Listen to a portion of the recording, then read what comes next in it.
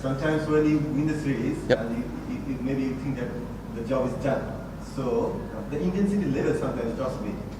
So how the mood of the The job's never done, and we know as a team that has had some success and some losses over the last year or two, that there's never an international match that we take lightly. You know, we've spoken about having left game one behind, then won game two. We've already spoken about now that game's gone. This country's never beaten India 3-0, and that's a massive goal for us as a unit. And again, when you've got confidence, you know, and if we don't win 3-0, we pride ourselves on being really hard to beat as a unit, because I think that's what we've been over the last little while. We've come close in New Zealand to a couple of games against Pakistan. You know, we came close at the World Cup to potentially getting into a semi-final that probably was unexpected.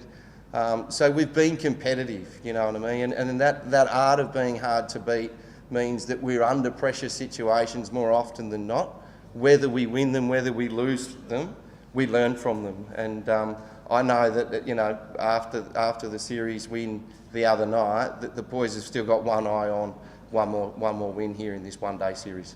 This wicket, I think, is probably going to be a better wicket. We're probably going to get more value for shots. It's going to be a bit more consistent, probably, especially with the bounce. And we pride ourselves, and our KPIs from a batting point of view is to try and have one of our top 5 batters in at the 40th over, trying to take that game as deep as we can. With no Rohit Sharma in the team, in Yep. 150 physics, do you think this is the best chance for Bangladesh to get up the wicket? I think with him not playing, you know, I think you're a much better chance. We saw his innings at the back end of the other day, and we know it was such a high calibre player that he is. And I'm a bit surprised he maybe didn't come in and bat early. He maybe fell a ball short, but you know, I think without him there, and again, you know, we're trying to concentrate a lot on what we do well and how we're going to prepare and how we're going to play, rather than too much on our opposition. And we do research our opposition quite thoroughly, but again, at the stage of where we're at, we're confident that we're getting our players into positions where they're confident in their own skills, rather than trying to match it up too much against our opposition.